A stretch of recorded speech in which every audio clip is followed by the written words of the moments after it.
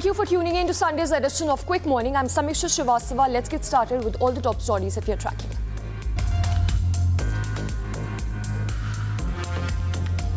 The Central Bureau of Investigation has uncovered a criminal nexus which involves former principal of Archikar Hospital, Sandeep Ghosh, and several co-accused. The investigation reveals financial irregularities and preferential treatment of certain vendors. Ghosh, along with two vendors and a security guard, was taken into custody.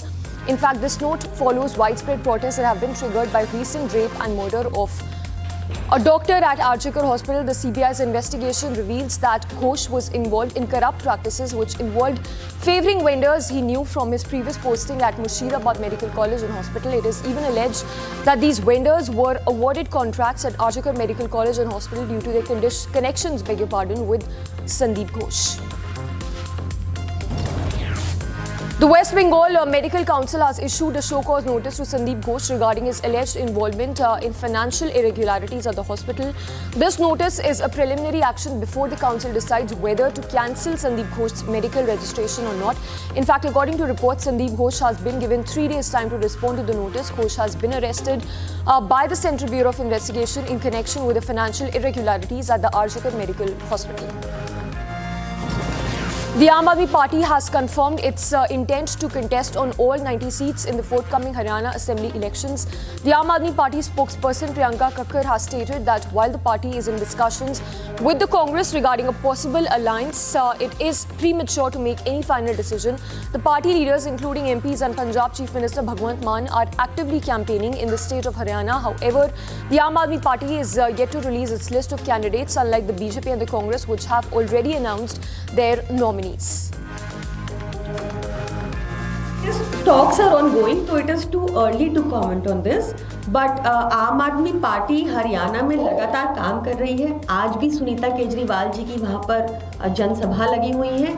हम पूरी तरह से तैयार हैं सारी 90 seats पर लड़ने को.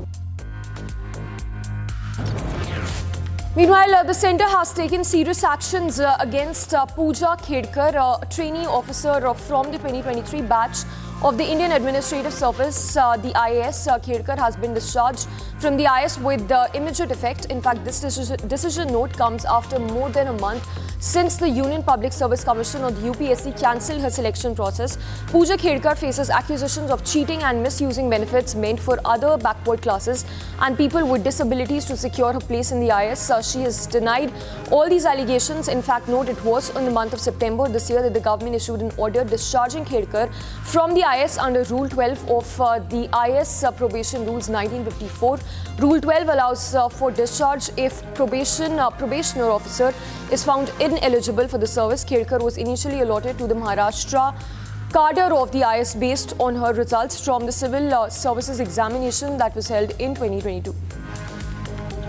Manipur police has implemented a new anti-drone system in response to recent drone and rocket attacks targeting civilians. This development in fact coincides with reports of renewed violence in the Jiribam district, which has resulted in 5 fatalities. In fact, Inspector General of Police has announced that the police is actively monitoring the situation and has acquired additional anti-drone weaponry as well. He's noted that the army helicopters are conducting aerial patrols and security personnel have even been deployed in vulnerable areas. Combing operations have been intensified to prevent further attacks from the regions where rockets and drones were launched. The violence in the district was reportedly caused by suspected Kuki militants who attacked the Nongshui village that led to the death of an elderly man, Kulendra Singha, aged 63. As Chief Minister of Assam, Himanta has announced that new applicants for Aadhar cards must provide their National Register of Citizens application concept, the NRC receipt number. This measure is intended to address concerns about the high number of Aadhar applications that exceeds the state's population, which raises questions about potential illegal foreign entrants in the state. The requirement will not affect the 9.5 lakh individuals whose biometrics were locked during the NRC process. These individuals will still be eligible for Aadhar cards. The state government is also intensifying efforts to identify and address the presence of illegal foreigners in the state. External Affairs Minister Dr. S. Shankar will embark on a 6-day tour starting Sunday, visiting Saudi Arabia, Germany and Switzerland. In Riyadh, he will attend the inaugural India-Gulf Cooperation Council Foreign Ministers meeting and hold bilateral discussions as well. The visit to Berlin will focus on preparations for the German Chancellor's upcoming trip to India, while the Geneva visit will involve meetings with international organizations and the Swiss Foreign Minister to enhance bilateral ties. A three-story building collapsed last evening in Lucknow, which resulted in 5 deaths and 24 injured. The building with a motor workshop, a medical godown and a cutlery warehouse was undergoing some construction. When the incident happened, the injured individuals have now been shifted to a hospital. Senior police and administrative officials are overseeing their ongoing rescue operations with teams from the National Disaster Response Force and the State Disaster Response Force, both working in tandem, deployed at the location. The UP Chief Minister Yogi Adityanath along with Defence Minister Rajnath Singh have both been updated on the situation and are monitoring the rescue operations closely. बताया गया इनकी प्लेलाइट crack हुआ, नीचे ground floor ने जो भी godown था उन्होंने इन्फॉर्म किया हम लोगों को, तो हम लोग देखने गए तो सच में बिल्डिंग क्रैक हुआ था। तो उसके बाद हम लोग बात करी, बॉस से बात करी गई तो उन्होंने बोला कि ऐसे दिक्कत आ रही तो काम रोक दिया जाए, गोडाउन बंद कर दिया जाए। एक बिल्डिंग टूटा हुआ था, उसके करीब आधे घंटे बाद लगभग building Giri. Let's now take a look at the sports stories that you're tracking this Sunday morning. And before we get you the sports stories, let's take a look at the business stories that are making headlines. Tata Group owner Air India has reduced its financial losses for the fiscal year 2023-2024. According to Tata Sports annual reports, the airline managed to cut its losses by 60%, bringing them down to around 4,400 crore rupees from the previous year's staggering over 11,300 crore rupees. Air India's turnover for the year rose by nearly 24%.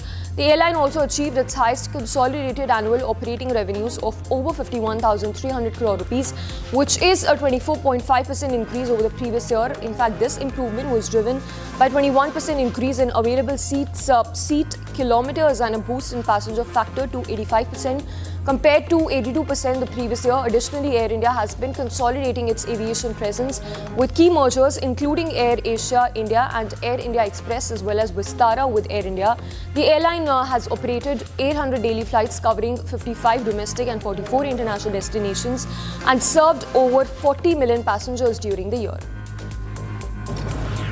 In a recent report by Tata Sons Private Limited, N. Chandrasekaran, the executive chairman, has been revealed as the highest paid executive in corporate India. His annual remuneration for the fiscal year 2023-2024 amounted to 135 crore rupees, which represents a 20% increase from last year's 113 crore rupees. Chandrasekaran's compensation package includes more than 13 crore rupees as gross salary and over 121 crore in commission, which will be disbursed after the company's annual general meeting. In fact, this financial performance of Tata Sons also saw remarkable growth. The company's net profit has surged by over 50% to reach around 34,700 crore rupees, up from over 22,000 crore rupees the previous year. Revenues from operations increased by 25% as well. The popular online restaurant aggregator Swiggy has disclosed a major fraud incident which involves a former junior employee who embezzled more than 33 crore rupees from one of its subsidiaries. The company has launched an investigation with an external team and has also gotten an FIR registered in this case. The financial report for the fiscal year 2023-2024 highlights that Swiggy identified the fraud, which amounted to 327 million crore rupees and recorded it as an expense. Despite this setback, Swiggy has reported improved financial performance with a 44% reduction in net losses, which fell to nearly 2,400 crore rupees from 4,179 crore rupees. The previous financial year, Swiggy's gross order value has also risen by 26% and its monthly transacting users have reached approximately 14.3 million.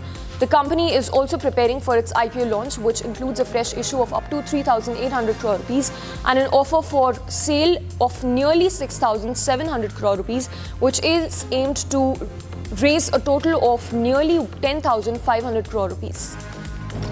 Hexa Technologies, backed by Carol Group, has filed draft papers with Securities and Exchanges Board of India for a substantial initial public offering of nearly 10,000 crore rupees. This IPO is a complete offer for sale by CA Magnum Holdings, a Carlyle Group firm that holds a 95% stake in Hexa, where the proceeds from the IPO will be used to provide liquidity to the promoter. If successful, this would mark the largest IPO in India's IT services sector since Tata Consultancy Services raised more than 4,700 crore rupees over 2 decades ago. Hexa Technologies is a global player that specializes in AI and digital services, which serves 31 Fortune 500 clients across various regions. The IPO will be managed by top global financial firms, which includes Kotak Mahindra Capital, Citigroup, JP Morgan, among others. Tata Power led Udisha Discoms awarded contracts worth 11,000 crore rupees to the local contractors and suppliers. This has given a major fillip to the state's economy. The contracts have been awarded during the last 3 years after Tata Power commenced power distribution operations in Odisha, which is in an official statement that was released. The numerous joint ventures between Tata Power and Odisha government have focused on placing orders with local enterprises. Of these cumulative total of 11,481 crore rupees, orders worth 8,690 crore rupees were placed with local MSMEs, while non-MSMEs secured 2,791 crore rupees.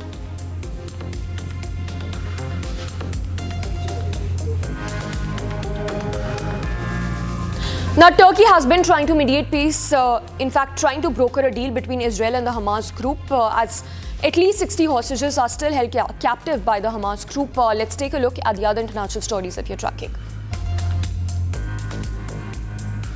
In fact, situation in the Middle East still remains tense. Turkish President Erdogan has, while delivering a televised speech, condemned the killing of a 26-year-old Turkish-American activist in the West Bank region. The activist was killed during a demonstration against settlements in the West Bank. The US government confirmed the death of the activist but did not comment on graduate of the University of Washington, also a Turkish citizen, who has been shot by the Israeli troops. The White House said it was deeply disturbed by the killing and called on Israel to investigate what happened. The Israeli military responded that it is looking into the reports that troops had killed a foreign national while firing at an instigator of violent activity in the area of the protest. Ukraine President Zelensky held talks with the Dutch Freedom Party leader and right-wing populist leader on Saturday on the sidelines of the Amrosti Forum in Italy before they sat down for talks. Zelensky thanked Wilders and the Dutch people for their warm support of Ukraine and its refugees during its course of its war with Russia. In fact, in response, Wilders stressed to Zelensky that the importance of continued media coverage of Kiev's fight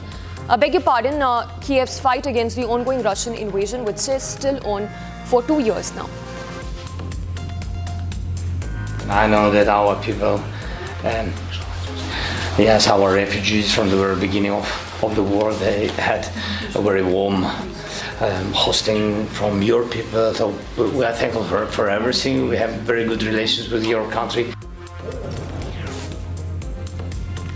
Venezuela's intel service has deployed patrols in front of the Argentine embassy in Caracas on Saturday. The embassy is currently in Brazilian custody after Nicolas Maduro's government ordered the diplomatic officials to leave the country in the month of August. 6 opposition leaders allied with Maria Corina, who requested asylum last March, are housed in the embassy. The Venezuelan asylum seekers reported on Friday on the social media accounts the presence of the intel services outside the residence and that the building's electricity had been shut off. Thousands of protesters took to streets across France on Saturday, responding to a call from far-left party leader who criticized as a power grab the president's appointment of conservative new Prime Minister Michel Barnier. The protest directly challenged President Emmanuel Macron's decision to bypass a Prime Minister from the far-left bloc following a deeply divided legislative election result. In the month of July, authorities did not record a huge turnout nationwide. The left, particularly the France Unbowed Party, which views Barnier's consecutive background as rejecting the electorate's will, further intensifying the EU's second economy already charged political atmosphere. Italy's culture minister has resigned on Friday, days after tearfully acknowledging an affair with the ministry consultant that embarrassed Italian Prime Minister Giorgia Meloni's government after standing by him For nearly 2 weeks, as the scandal brewed, Meloni accepted the resignation of the member of her far-right Brothers of Italy party. Beyond the affair, the scandal even included speculation that the consultant had been given access to sensitive government documents pertaining to an upcoming G7 culture ministers meeting. UK Prime Minister Ross Starmer met with his Irish counterpart on Saturday in what was billed as an attempt to reset relations between the two countries after years of tensions following the UK's departure from the European Union. Starmer's visit to meet Irish Premier Simone Harris is the first by a UK leader to Ireland in 5 years. I know as two new leaders of our respective countries, we both said we wish to really place British-Irish relations on a new path, and I really appreciate the time that you've given to that since taking office, and I've tried to respond in kind. We obviously had a call within hours of you being in Downing Street. We had our very productive meeting in Chequers. Algerians head to the polls on Saturday to cast their votes. Incumbent Algerian President was also seen exercising his franchise, while he's widely expected to bring him a second term in the presidential election. Members of his government as well as his challengers have all urged voters to cast ballots after boycotts and high abstention rates in previous elections that was marred by the government's ability to claim popular support. Italy's Prime Minister Giorgia Meloni on Saturday said that India and China can play a role in resolving the conflict between Russia and Ukraine. Meloni's statement comes as Russian President Vladimir Putin named India among the three countries as he is in touch with whom he is in touch over the conflict in Ukraine, and said that they are sincerely making efforts to resolve the conflict.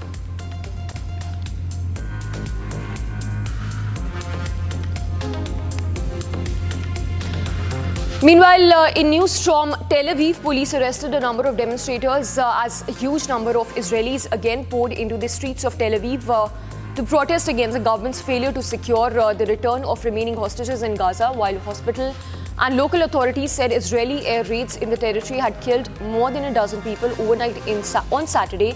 The new protest came a week after one of the largest demonstrations of the war, following the discovery of another 6 dead hostages in Gaza, and after Prime Minister Netanyahu pushed back against pressure for a ceasefire deal. Israel has been under increasing pressure from the US and other allies to reach a ceasefire deal, but Netanyahu insists on continued Israeli control of the Philadelphia corridor, which is a narrow band along Gaza's border with Egypt, where Israel contends Hamas smuggles weapons. In Gaza, Hamas has accused Israel of dragging out ceasefire negotiations by issuing new demands.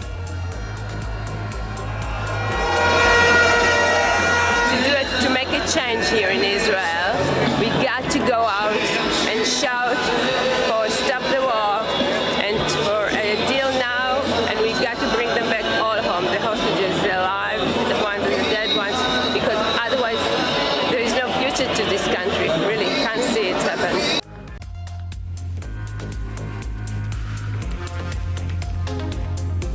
Around 100 people gathered in Prague on Saturday for a protest calling for protection for Ukraine.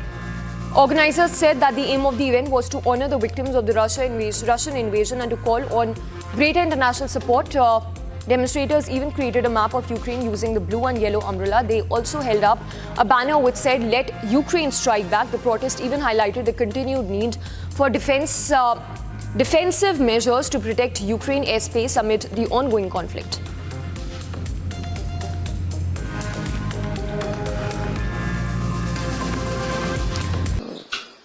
वहाँ पर अंदर actually हमें नहीं पता था कि बाहर इतना बड़ा ये हो जाएगा कांड, बट अंदर तो उन्होंने 2 दिन तो हेड डाउन कराए तो कुछ भी नहीं पता चला कि हुआ क्या.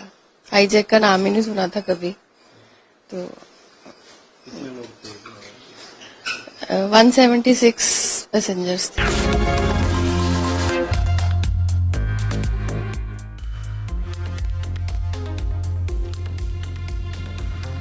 Welcome back. You're watching Quick Morning. Let's now take a look at all that's making news from the world of sports. Indian javelin thrower Navdeep's silver medal in the men's F41 event has now been upgraded to gold, with India clinching the 7th gold medal at the Paris Paralympics. Navdeep had originally finished second with a best throw of 47.32 meters. Iran's Sadeh Saya, who initially bagged gold with a best throw of 47.64 meters, was later disqualified for improper conduct. The victory marks India's first ever gold in men's javelin F41 category.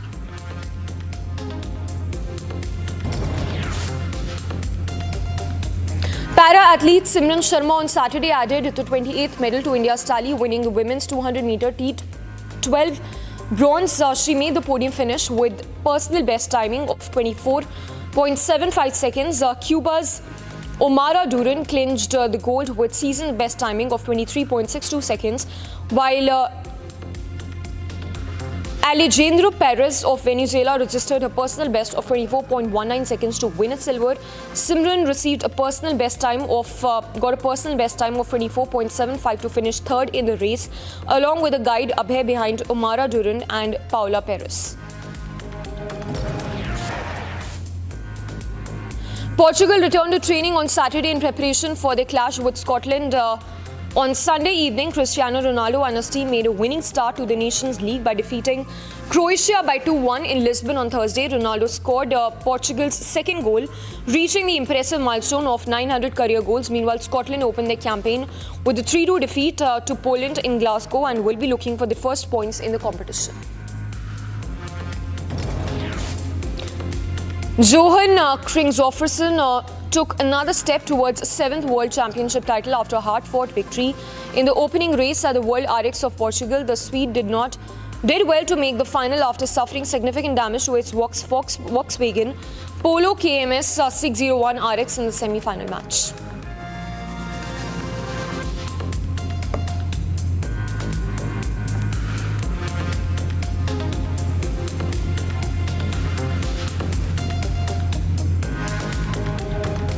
Now, the Me Too movement that has gripped the Mollywood has now spread to Sandalwood, Tollywood as well as Collywood, with more and more survivors coming out with their testimonies. Let's take a look at the top entertainment stories that we are tracking.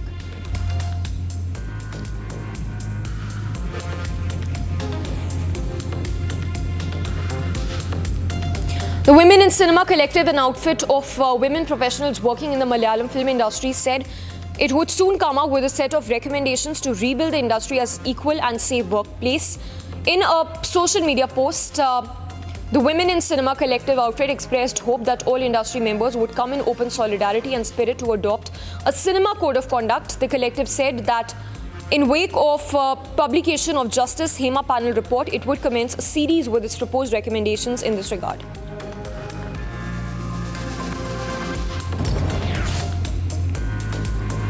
Jail Kannada actor Darshan will be provided a television in his cell following a request. The Bengaluru police filed a charge sheet against 7 accused in the Renuka Swamy murder case, including actor Darshan. In fact, it was on 29th of August that the actor was shifted from a central prison in Bengaluru to Ballari after a photograph of him hanging out with 3 others, including a rowdy sheeter on the lawns of jail, had surfaced. Darshan, along with his friend Pavitra Gowda and 15 others who are accused in the case, are currently in judicial custody in different prisons in the state. On 6th of September, a video of singer Karan Aujla being attacked mid-concert surfaced. The singer could be seen addressing the issue in anger and asking the attacker to step up in front of him. The incident has now the video of which has now gone viral as the attack brought the singer's show to a halt abruptly. Karan also encouraged anyone with concerns to approach him directly while the audience continued to cheer him on. Many netizens shared their views about the same and supported the singer after the incident. Security personnel quickly identified and apprehended the individual responsible for the show attack. The man was promptly removed from the venue, allowing the singer to continue with his performance. The Room Next Door, Pedro's English language debut starring top actors including Julianne Moore and Tilda Swinton, topped the Venice Film Festival and was awarded its Golden Lion Award on Saturday. Nicole Kidman was awarded the Best Actress prize for a raw and exposing portrayal of a CEO embroiled in an affair with an intern in Baby Girl show but missed the ceremony due to the death of her mother. Rich Homie Kwon, the Atlanta rapper who gained mainstream notoriety through the trap singles Type of Way and Flex, has died at the age of 34. Homie Kwon, whose legal name is DeQuantis Lamar, died at an Atlanta hospital. The medical examiner was informed of his death on Thursday. Kwon was one of the biggest names in hip-hop in mid-2010s. He released a slew of mixtapes before he broke through in 2013 with the infectious Type of the Way. The song became such a success that several other rappers jumped on the remix, including Jeezy and Meek Mill.